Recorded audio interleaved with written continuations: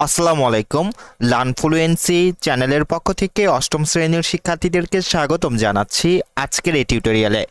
আজকে আমরা আলোচনা করব তোমাদের বাংলাদেশ ও বিশ্ব পরিচয় বইয়ের পঞ্চম অধ্যায়ের পাঠ 6 এবং পাঠ 7 যে কাজগুলি রয়েছে এই ক্লাসে আমরা সেগুলির উত্তর করে ফেলব। তো চলো আলোচনাটি শুরু করা যাক। শুরু করছি পরম করুণাময় মহান আল্লাহ তাআলার নামে। তো এখান থেকে দেখো পার্ট 6 তোমাদেরকে একটি কাজ দিয়েছে এবং আরেকটি কাজ এখানে রয়েছে পার্ট 6-এ।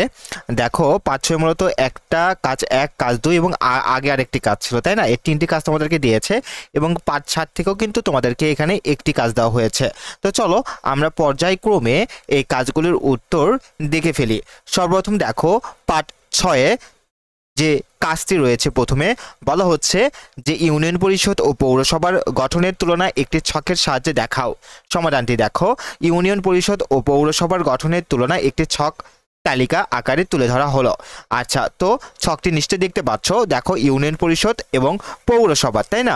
তো এখানে দেখো প্রথমে দেখো গ্রামীণ এলাকা ইউনিয়ন পরিষদের ভিতরে এবং পৌরসভার ভিতরে শহর বা শহরতলি এলাকা।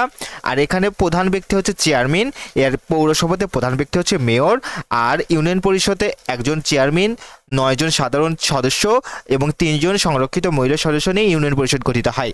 এবং পৌরসভা দেখো সদস্য সংখ্যা জনসংখ্যা অনুযায়ী নির্ধারিত হয়। এর কার্যকাল 5 বছর, এখানেও কার্যকাল 5 বছর। আয়ের উৎস হচ্ছে খাজনা, ফি, সরকারি অনুদান এবং এখানে পৌরসভার আয়ের উৎস হচ্ছে হোল্ডিং ট্যাক্স, ট্রেড লাইসেন্স, সরকারি অনুদান। আচ্ছা, এই ছিল এখান থেকে প্রথম কাজের উত্তরটি। এরপরে যে কাজটি তোমাদেরকে দেওয়া হয়েছে বলা হচ্ছে কাজ 2, তোমার এলাকার স্থানীয় সরকারের কাজ বাস্তবায়নে তুমি কিভাবে সহযোগিতা করতে পারো। এর সমাধানটি তোমরা দেখো। আমার এলাকার স্থানীয় সরকারের কাজ বাস্তবায়নে আমি যেভাবে সহযোগিতা করতে পারি তা নিচে উল্লেখ করা হলো। 1, সরকারের উন্নয়ন ও জনকল্যাণমূলক কাজে আমি নিজে সম্পৃক্ত থাকব এবং অপরকে সম্পৃক্ত হওয়ার জন্য আহ্বান জানাবো। 2, এলাকায় কোনো অপরাধ ও দুর্ঘটনা ঘটলে পুলিশকে জানাবো। 3, কর খাজনা আদায়ে কর্মকর্তা কর্মচারীদের সহযোগিতা করব এবং জনগণকে উৎসাহিত করব। 4, গরিব ও মেধাবী ছাত্রছাত্রীদের পড়ালেখার সুযোগ সুবিধা সৃষ্টির লক্ষ্য স্থানীয় সরকারকে অবগত করব। 5, ভূমিকম্প, দুর্যোগ, বন্যা ইত্যাদি সংঘটিত হলে উদ্ধার তৎপরতার সাহায্য ও পুনর্বাসনের চেষ্টা করব। এরপর পাঁচ 7, সরকার পরিচালনার সুশাসন। এখান থেকে তোমাদেরকে যে কাজটি দিয়েছে কাজ 1, বাংলাদেশের সরকার পরিচালনায় সুশাসনের গুরুত্ব চিহ্নিত করো। আচ্ছা, এখান থেকে সমাধানটি দেখো। বলা হচ্ছে যে বাংলাদেশের সরকার পরিচালনায় সুশাসন অনেকাংশ সরকার পরিচালনায় দক্ষতার উপর নির্ভরশীল। প্রকৃতপক্ষে যে সরকার দেশ পরিচালনায় সাংবিধানিক এবং আইনগত বিধিমালার অধীনে থেকে সততা ও নিষ্ঠার সাথে কাজ করে, নাগরিক অধিকার রক্ষায় ও জনকল্যাণে সবচেয়ে বেশি সমর্থর পরিচয় দেয়, তাই সুশাসন।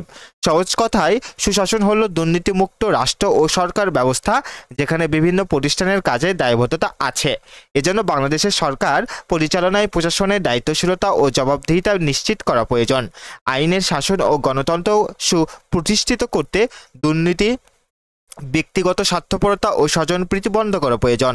এছাড়া মানবাধিকার প্রতিষ্ঠা করা দেশের জন্য জরুরি, তাতে জনগণ সুবিচার পায়। দেশ থেকে দারিদ্র্য দূরীকরণ, আত্মনির্ভরশীলতা অর্জন, ন্যায় বিচার প্রতিষ্ঠা ও উন্নয়নের জন্য শাসন ব্যবস্থার সকল ক্ষেত্রে সুশাসন প্রতিষ্ঠা করা উচিত। পাশাপাশি দূর করতে হবে সুশাসনের প্রতিবন্ধকতা। তাই সরকার দেশে সুশাসন প্রতিষ্ঠার লক্ষ্যে পদক্ষেপ গ্রহণ করেছে। জনগণকেও সুশাসনের উদ্যোগে বাস্তবায়নে সরকারকে সহযোগিতা করতে হবে।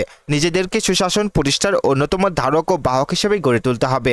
বাংলাদেশকে বিশ্ব দরবারে সমৃদ্ধিশালী ও দুর্নীতিমুক্ত দেশ হিসেবে প্রতিষ্ঠিত করতে সকল সরকারের আমলাদের দায়িত্বশীল হতে হবে। তো এই ছিল তোমাদের জন্য আজকের এই আলোচনাটি। এর আগের পাঠে যে কাজগুলি ছিল আমরা সেগুলোও কিন্তু লার্নফ্লুয়েন্সি চ্যানেলে আপলোড করেছি, তোমরা চাইলে সেখান থেকে দেখে নিতে পারো। এই ছিল আজকের ক্লাসটি।